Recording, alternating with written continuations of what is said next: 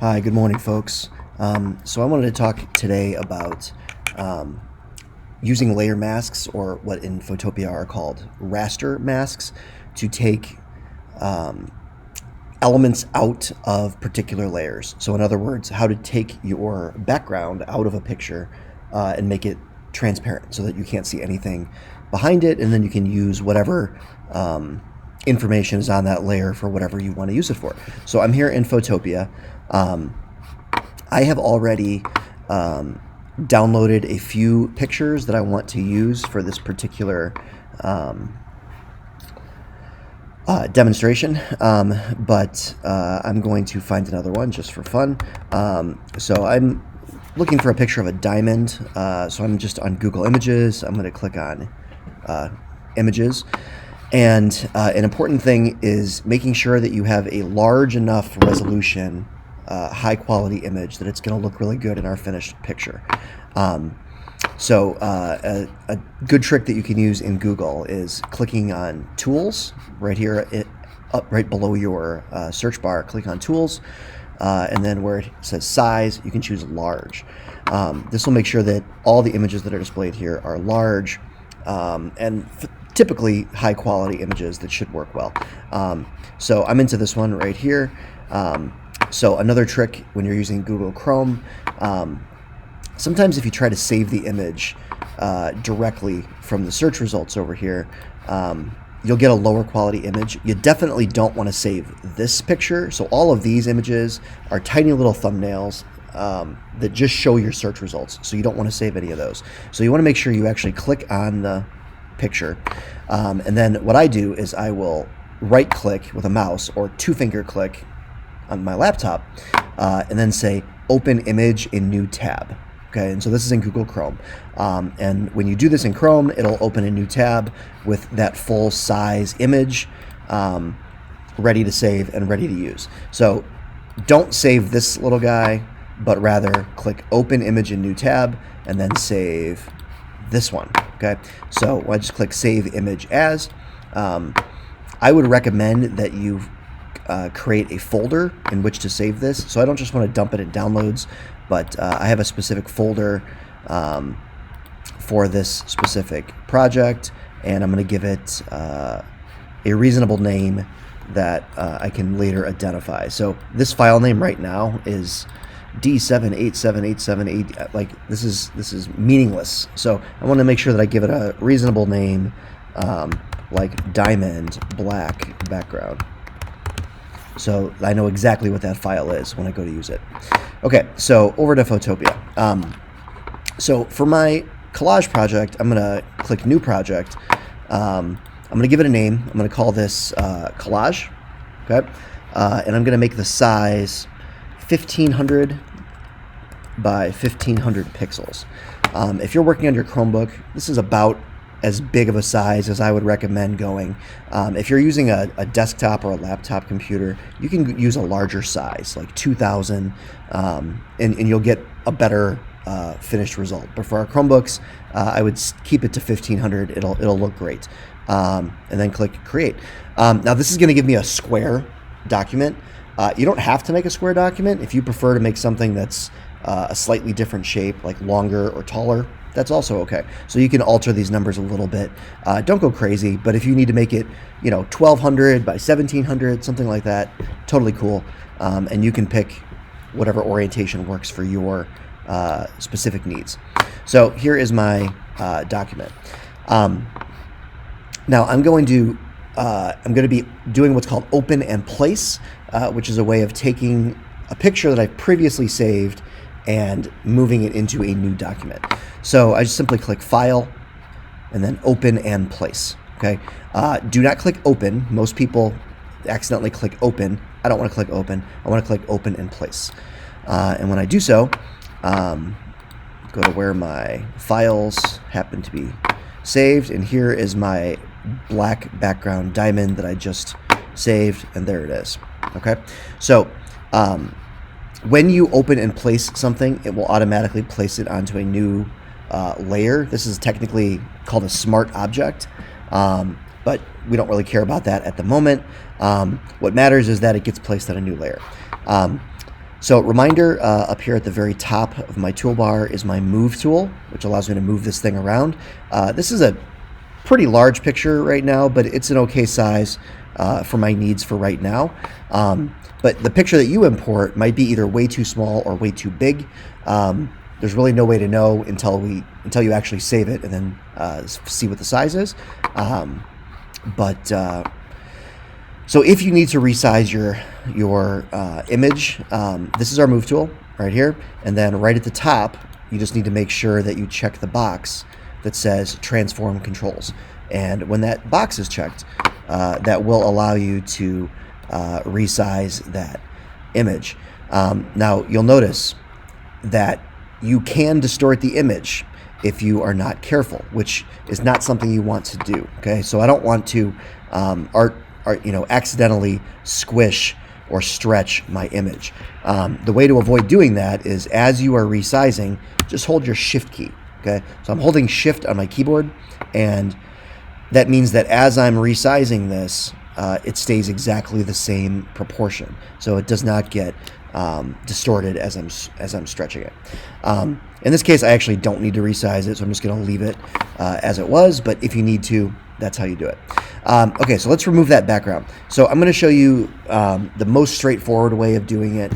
There are other ways using other tools, but I'm going to show you the most straightforward way for right now. So what I'm going to do is I'm going to click this little guy down here at the bottom of my layer palette. Way at the bottom is this little icon that is I call it the Japanese flag because it looks like a Japanese flag. It's a sort of a light gray rectangle with a dark gray circle. Okay, and when I click that, you'll notice my layer now has this little extra square next to it, this little white area. This is called my mask. In Photopea, they call it a raster mask. In Photoshop, we call it a layer mask, but it's the exact same thing. And what it is it essentially shows us which parts of the layer are visible and which parts of the layer are invisible. In other words, it allows us to erase things temporarily and bring them back later. Okay, so I'm going to use my brush tool. Okay, and specifically, I want to make sure the hardness on my brush tool is turned all the way up to 100%. So I just click two fingers somewhere on the picture to get my brush menu, and then I can set that hardness. I want to make sure it's turned all the way up. I'm going to turn the size just down just a little bit, but for the hardness, it's important that it's all the way up for this. I'm going to zoom in a little bit.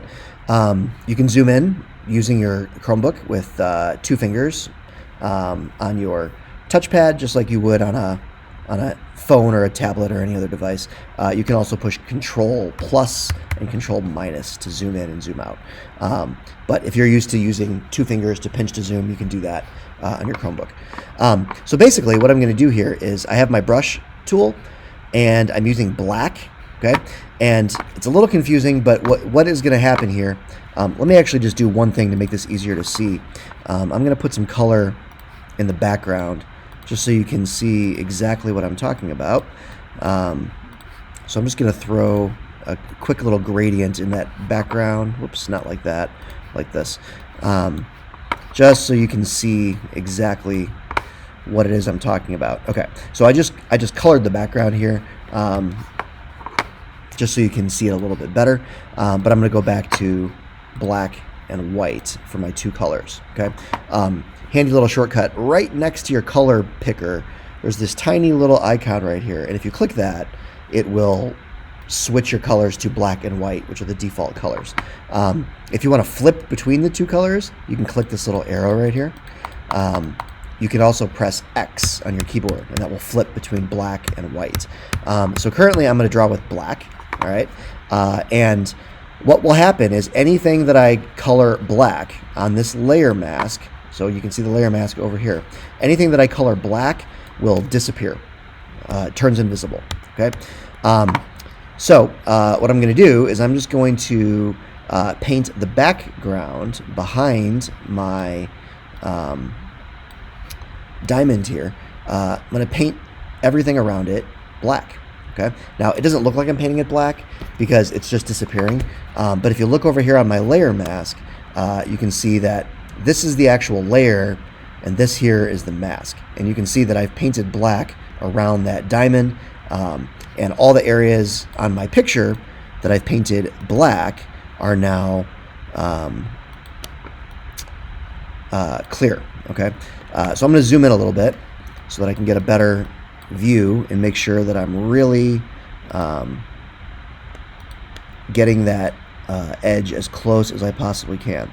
Now, I am drawing this mask entirely by hand. There are more automated ways to do it, and there are ways that are certainly faster, but those faster ways don't always work.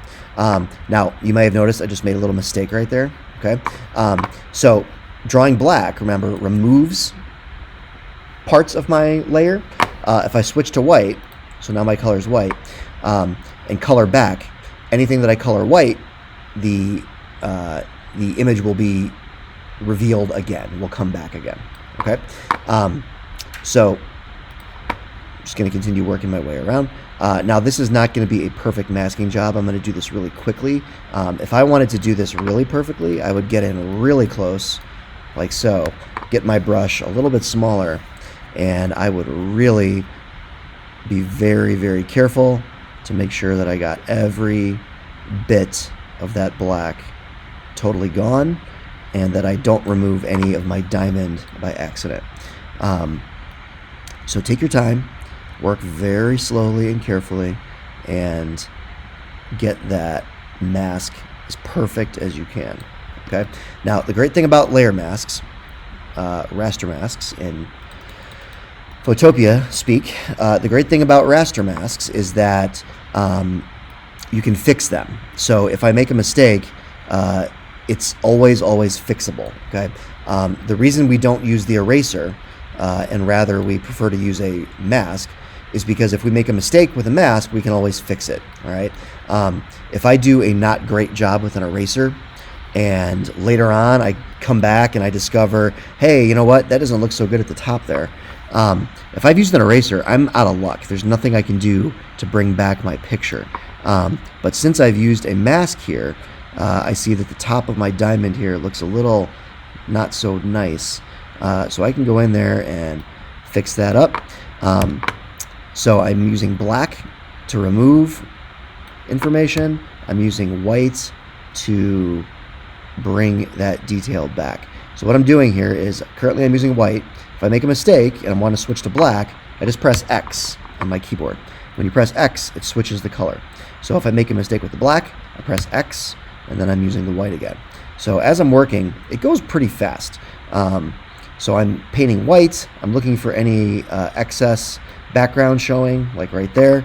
Press X, and then I can touch that up and get it perfect. Okay, so I'm going to do this with all my pieces of my layer. So there's my diamond all cut out. I have several pictures that I'm going to combine together. So I'm just going to go to Open in Place, find those pictures in my folder where I save them, and mask them out one by one. That's it. When I'm done, make sure you save your file as a PSD file. So I'm going to click File, and I'm going to click Save as PSD. That's going to save this file so that you'll be able to reopen it next time. Good luck.